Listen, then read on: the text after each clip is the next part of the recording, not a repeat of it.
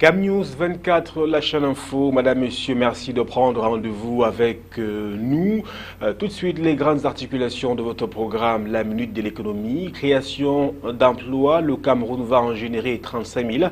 C'est dans le cadre du plan d'urgence triennal 2015-2017, lancé depuis 2015 par le gouvernement camerounais, qui vise à accélérer la croissance économique et améliorer les conditions de vie des populations.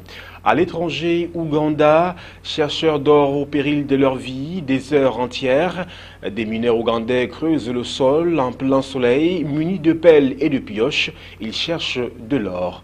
Voilà, Madame, Monsieur, pour les grandes lignes de votre programme économique, la minute de l'économie sur Camnews 24. Bienvenue à tous. Bienvenue sur Camnews 24, une fois de plus, Madame, Monsieur, création d'emplois. Le Cameroun va en générer 35 000. C'est dans le cadre du plan d'urgence triennal 2015-2017 lancé par le gouvernement camerounais en 2015. Un plan qui vise à accélérer la croissance et à améliorer les conditions de vie des populations. L'information est du ministre camerounais de l'Emploi et de la formation professionnelle.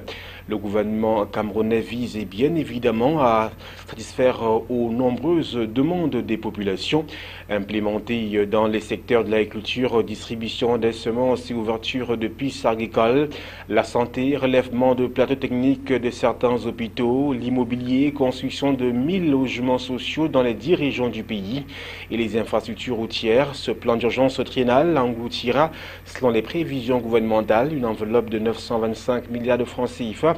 Le volet création d'emplois de ce plan est d'autant plus important que le chômage, mais davantage le sous-emploi, constitue une véritable épine au pied des pouvoirs publics camerounais.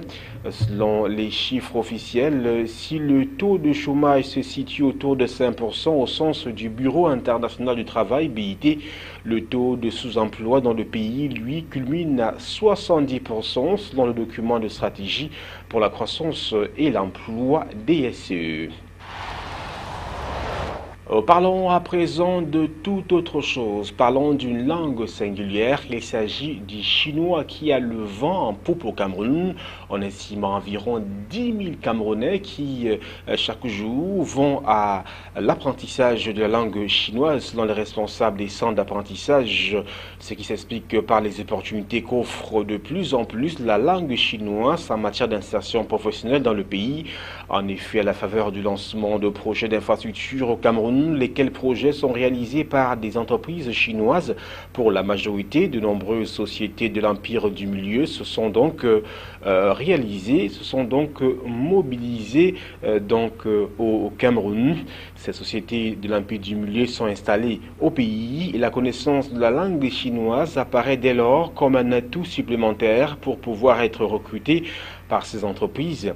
De plus, de nombreux opérateurs économiques locaux voient la langue chinoise une opportunité de renforcement des relations d'affaires avec leurs partenaires chinois. Pour les commerçants qui importent des marchandises de la Chine, la maîtrise de la langue chinoise permet généralement de réaliser de bonnes affaires une fois sur le terrain chinois.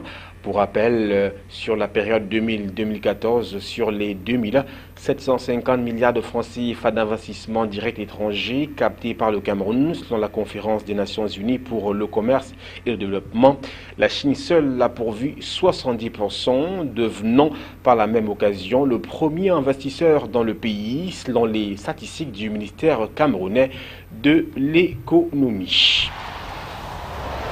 Parlons à présent du développement du coton, avec notamment le Cameroun qui veut revoir sa copie dans le domaine du coton. Il s'agit de la cotoculture, autant pour nous. Le chef de l'État camerounais Paul Biya a signé un décret portant ratification d'un accord de financement d'environ 48,216 milliards de francs CFA avec la Société internationale islamique de financement du commerce, filiale du groupe de la Banque islamique de développement BID, pour l'achat d'intrants agricoles et de graines de coton ainsi que leur vente au gouvernement du pays. L'enveloppe devrait bénéficier à la Société de développement du coton Sodecotton, dont la BID est l'un des principaux bailleurs de fonds depuis quelques années. En début novembre 2014, en effet, cet organisme avait déjà accordé au Cameroun un prêt de 8,5 millions de francs CFA en vue du financement de la campagne cotonnière 2014-2015, reconduisant ainsi le même type de financement effectué une année plus tôt d'un même montant pour la même cause. Créé en 1974, le capital de la Sodecoton est détenu à 59% par l'État camerounais, 30% par la société française Jocoton et 11% par la société immobilière d'investissement du Cameroun. Parlons à présent du Cameroun, notamment avec sa dette. Eh bien, le Cameroun inquiète de par la façon dont la dette du Cameroun prend de plus en plus d'ampleur. La progression de la dette du pays inquiète. Le risque de surendettement extérieur du Cameroun redevient donc élevé, surtout sa progression qui se fait à des conditions de plus en plus onéreuses, notamment auprès de la Chine, selon le dernier rapport de l'expert français des risques commerciaux COFAS. En quelques années, et alors qu'il avait pourtant bénéficié d'un important allègement de la dette en 2006 à la suite de l'atteinte du point d'achèvement de l'initiative Pays pauvres très endettés PPTE, le Cameroun s'est cependant rapidement réendetté. Ce rythme de progression de l'endettement conjugué à la faiblesse des exportations pétrolières, au déficit des comptes publics et extérieurs qui se creusent, ainsi qu'à la faiblesse de la performance financière des entreprises publiques, constitue une menace pour la viabilité de la dette à long terme. En termes d'autres points faibles diagnostiqués sur le Cameroun, le COFAS constate que les comptes extérieurs et publics sont essentiellement dépendants du pétrole, une croissance peu inclusive et un environnement des affaires encore difficile, mais également l'insécurité dans la région de l'extrême nord. Il signale en outre les incertitudes entourant la succession du président Paul Biya au pouvoir depuis 1982 et dont le 6e mandat court jusqu'en 2018, puisque son départ ou sa disparition pourrait déclencher des luttes au sein du parti au pouvoir et remettre en cause ce fragile équilibre. S'agissant des points forts, l'inflation au Cameroun devrait légèrement diminuer en 2016, résultat de la dissipation des hausses des prix, de l'ancrage du franc CFA à l'euro, du faible niveau des cours mondiaux des produits de base ainsi que de la politique de contrôle des prix pratiquée par les autorités.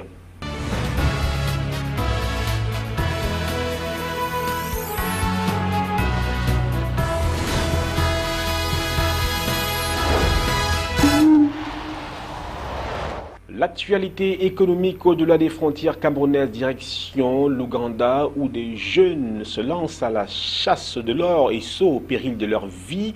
En plein soleil, munis de pioches et bien, ils écument le sol à la recherche de l'or.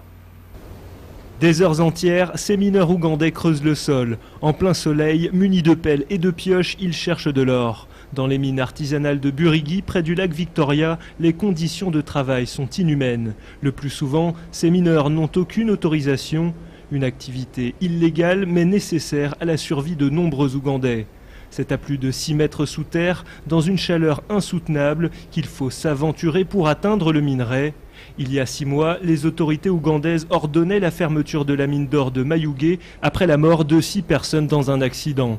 Les mineurs risquent d'être ensevelis à tout moment, mais ils sont également exposés constamment aux produits toxiques. Une fois le minerai extrait, il est ensuite réduit en poudre et mélangé à de l'eau et du mercure. L'or est ainsi séparé des autres éléments et quelques pépites font leur apparition. Personne ne sait exactement quelles sont les ressources en or de l'Ouganda. Les propriétaires de mines artisanales, eux, parlent de réserves énormes dans tout le pays. Si seulement nous avions un accès à d'autres marchés à l'étranger. Mais le problème, c'est que les acheteurs dans la capitale Kampala sont en fait des courtiers qui cherchent à se faire de l'argent sur notre dos. Les mineurs ne récoltent en effet qu'un maigre salaire de ce travail. La filière n'est pas structurée ni encadrée. Aucune société d'envergure n'exploite ce minerai de manière industrielle et seul un très faible pourcentage de cette production est déclaré aux autorités. La majeure partie quitte l'Ouganda via des réseaux de contrebande pour être ensuite raffinée dans d'autres pays. Une économie parallèle qui alimente parfois les groupes armés et les conflits dans la région. La seule raffinerie du pays, située à Kampala, est détenue par la société russe Victoria Goldstar. Elle ne raffine pratiquement que de l'or provenant de République démocratique du Congo. D'un métal précieux à un autre, d'un pays à un autre aussi, quittons le secteur de l'or pour embrayer dans l'univers du diamant, quittons également l'Ouganda pour la Côte d'Ivoire et parlons donc de l'exploitation du diamant qui se fait de plus en plus pointue dans ce pays. Les diamants. Pour leur exploitation artisanale en Côte d'Ivoire, un système de traçabilité avait cours. Il s'agit de mettre à disposition un ou deux ingénieurs. Régulièrement, ces encadreurs vérifient la méthode d'exploitation, donnent des conseils pour éviter les risques d'éboulement, mais aussi les problèmes environnementaux. Et selon des périodes déterminées qui ne dépassent pas 2 jours, les diamants collectés sont ramenés à une base et la SODEMI aide à trier. Malheureusement, cette traçabilité a disparu avec la crise de 2002. Puis, la Côte d'Ivoire est sous embargo depuis.